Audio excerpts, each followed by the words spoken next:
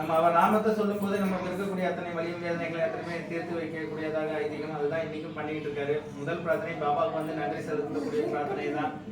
அவர் வந்து கூரை கொட்டாயில இருந்து எல்லாருக்கும் அருள் பாலிச்சுட்டு இருந்தாரு. நம்ம வந்து மழையிலும் வெயிலும் ரொம்ப கஷ்டப்பட்டு இருக்கோம். அவர்கிட்ட பிரார்த்தனை வச்சோம். முதல் விஜயதசமி அன்று அவருக்கு பாலாபிஷேகம் எல்லாமே பண்ணோம். அன்னைக்கும் பார்த்தீங்க அப்படின்னா சரியான மழை. நம்ம இடத்துல மட்டும் பாபா வந்து மழை பெய்ய வைக்கல, மற்ற எல்லா இடத்துலையுமே மழை அதிகமாக பெய்ந்தது. அந்த ஒரு அதிசயத்தை அற்புதத்தை நிகழ்த்தினார் முதல் விழா. அது மட்டும் இல்லாம குழந்தை பாக்கியம் இல்லாத இங்க வந்து வேண்டுனாலே அவங்களுக்கு குழந்தை பாக்கியத்தை அருள்வார். அதுவும் ஆண் பிள்ளையாக தான் அருளிட்டு இருக்காரு. அவர் மீது நம்பிக்கையை வச்சிருக்கவங்களுக்கு எப்பேற்பட்ட வியாதிகளை இருந்தும் குணப்படுத்தி இருந்து காப்பாற்றவே முடியாதுன்னு சொன்னவங்களை கூட காப்பாற்றிருக்காரு. அந்த அளவுக்கு நமக்கு வந்து இங்க நடமாடும் தெய்வமாய் வாடும் தெய்வமாகவே இங்க அமர்ந்திருக்காரு. காரணம் என்னன்னா அவர் காட்சி கொடுத்து செஞ்ச சிலனால அவரே வந்து இங்க அமர்ந்திருக்காரு. அமர்ந்துதான் எல்லா பணிகளையும் எல்லாருடைய பக்தர்களுக்கும் அருள் பாலிச்சிட்டு இருக்காரு. அவருக்கு முதல் நன்றியை தெரிவிச்சுக்கிறோம். இந்த ஆலயத்தை வந்து இந்த அளவுக்கு கொண்டு வந்து இன்னைக்கு எந்த குறையும் இல்லாம நடத்திட்டு இருக்கிறதுக்கு அவருக்கு முதல் நன்றி. ரெண்டாவது வந்து அன்னதானம், ஆலயத்துடைய பாபாவுடைய அலங்காரம். ஒரே ஒரு வாரம் மட்டும் வியாழக்கிழமை அன்னைக்கு நாங்க அலங்காரம் பண்ண முடியல, குறைந்த அளவு பூ போட்டிருந்தோம். அன்னைக்கே வந்து சொல்லிட்டாரு, எனக்கு வந்து வியாழக்கிழமை நல்ல அலங்கார தோரணையா நான் இருக்கணும் அப்படின்னு. அதனாலதான் எவ்வளவு கஷ்டப்பட்டாலும் சரி நம்மளுடைய சாய் பக்தர்கள்கிட்ட உதவி கேட்டாவது அவருக்கு வந்து இந்த அலங்காரத்தை நல்லபடியாக பண்ணிக்கிட்டு இருக்கோம். இது என்றென்றைக்குமே தொடரணும். அதுக்கு உண்டான பொருளாதார வசதியும் நல்லா கொடுக்கணும். பக்தர்கள் மனம் வந்து கொடுக்கறதுனால நம்மளுடைய வாழ்க்கையிலும் எல்லா வளங்களையும் கொடுத்து இந்த அன்னதானமும் இந்த அலங்காரமும் என்றென்றைக்குமே தொடர்ந்து நடந்துட்டு இருக்கணும். எந்த குறையில்லாம இருக்கணும். பாபா கிட்ட கோரிக்கை வைக்கிறோம்.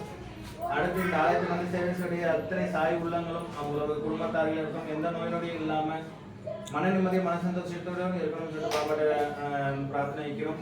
அடுத்த பிரார்த்தனை நம்ம கேரளாவை சேர்ந்த சாய் பக்தர்கள். அவருடைய வந்து அவரு நிறைய கடன் பிரச்சனைகள் இருக்காரு. அதுல இருந்து அவருக்கு வந்து விமோசனம் கொடுக்கணும். அது மட்டும் இல்லாம குடும்பத்தாரில் இருக்கக்கூடிய அவங்க தாயாகட்டும் குழந்தைகளுக்கும் ஏதாவது ஒரு நோய் பீடித்து கொண்டே இருக்குது. அந்த நோய் நொடிகள் இல்லாம பாபா அதை காக்கணும். அவங்களுக்கு வந்து வழிதுணையாகவும் தாயும் தந்தையாகவும் இருக்கணும்னு சொல்லிட்டு பாபாவுடைய கோரிக்கை பாபா கிட்ட இந்த கோரிக்கை வைக்கிறோம். அடுத்தது நம்மளுடைய சாய் குடும்பத்தினர் அவங்களுக்கான கோரிக்கை. சுரேஷ், உமா மகேஸ்வரி, தினேஷ் அவங்க குடும்பத்தார்கள் எந்தவித குறையும் என்று நீண்ட ஆயுளும் ஆரோக்கியத்தோடும் சகல செல்வரங்களும் பொருளாதாரத்தையும் சிறந்த விளங்கணும் பாபா கிட்ட அந்த கோரிக்கை வைக்கிறோம். அடுத்தது சிவா, திவ்யா, ஈஸ்வரன் அவங்க குடும்பத்தார்கள் எந்தவித குறையும் என்று நீண்ட ஆயுளும் ஆரோக்கியத்தோடும் சகல செல்வரங்களும் பொருளாதாரத்தையும் சிறந்த விளங்கணும் பாபா கிட்ட கோரிக்கை வைக்கிறோம். அடுத்து ரகுராம், இந்துஜா அவங்க குடும்பத்தார்கள். அவங்க இப்போ பாபா அருளால் அவங்க மாசமாக இருக்கிறாங்க. அவங்களுக்கு எந்த குறையும் இல்லாமல் அந்த குழந்தை நல்லபடியாக வளர்ந்து தாய்க்கு எந்தவித சிரமமும் கொடுக்காம சுகப்பிரசவமாக பிறந்து நீண்ட ஆயுளும் ஆரோக்கியத்தோடு பாபாவுடைய பேரை சொல்லும் மெச்சும் அளவுக்கு அது நல்லபடியாக வளர்ந்து வரணும். அந்த உலகத்துக்கு வந்து எல்லாருக்கும் ஒரு வழிகாட்டியாக இருக்கணும். நல்ல ஒரு கல்வி அறிவோடும் செல்வத்தோடையும் பொருளாதாரத்தையும் சிறந்த நீண்ட ஆயுளும் அவர் பாபா வழங்கணும். அந்த குழந்தைங்களுக்கு எந்த பிரச்சனையும் இல்லாமல் இருக்கணும் சொல்லிட்டு பாபாவுடைய பிரார்த்தனை வைக்கிறோம். அடுத்தது நம்மளுடைய சாய்குட்டி சுகுணாதாஸ் அவங்களுடைய தம்பதியர். அவருக்கு வந்து உடல் ரீதியான அந்த பிரச்சனை இருக்கு. அது பாபா வந்து விரைவிலே சரி பண்ணி கொடுக்கணும்.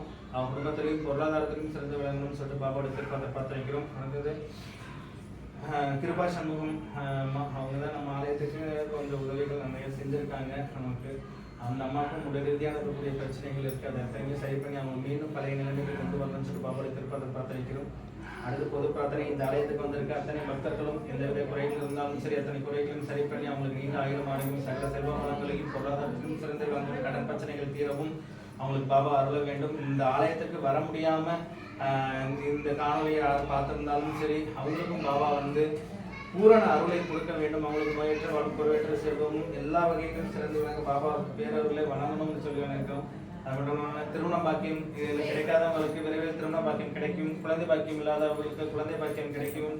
நோய் நொடியோட ஆஸ்பத்திரியில் இருக்கிறவங்களுக்கு அந்த நோய் எத்தனையுமே தீர்த்து அவங்க அடுத்த முறை ஆஸ்பத்திரிக்கு போகாத அளவுக்கு அவங்களுக்கு வந்து எல்லா வழியிலும் பாபா வழிகாட்டுறதுன்னு சொல்லிட்டு பிரார்த்தனை வச்சு எல்லாம் 2 நிமிஷம் வச்ச பிரார்த்தனை எத்தனையுமே நிறைவேற பாபா கிட்ட மனமுருக ஒரு 2 நிமிஷம் வேண்டிக்கலாம்.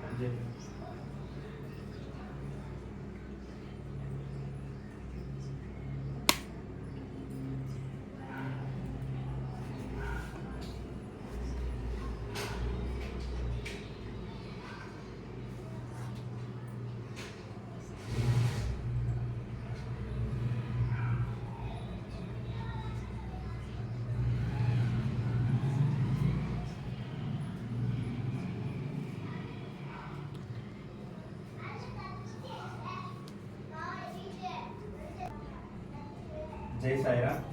அடுத்து வந்து இன்னைக்கு வந்து பாத்தீங்க அப்படின்னா இன்னைக்கு பூஜை வந்து ரகுராம் இந்துஜா அந்த தம்பதியினர்களுடைய பூஜை தான். அவங்க எதற்காண்டி இந்த பூஜை கொடுத்துருக்காங்க அப்படின்னாக்கா, அந்த இந்துஜா அவங்களுடைய அக்கா அவங்க சிந்துஜா அவங்களுக்கு வந்து பிறந்தநாள் விழாவாகவும், அந்த ரகுராம் சாய்ராமுடைய தாயார் கன்னியம்மாள் அவங்களுக்கு வந்து இன்னைக்கு பிறந்த நாள். அதற்காண்டி தான் இந்த இன்னைக்கு நம்ம பூஜை அலங்காரம் எல்லாமே. அவங்க எல்லாருமே நீண்ட ஆயுளும் ஆரோக்கியத்துடன் சகல செல்வங்களோடு இருக்கணும்னு எல்லாரும் ஒரு டைம் வேண்டிக்கிட்டு பாபாவுக்கு வந்து புஷ்ப சங்கல்பம் பண்ணி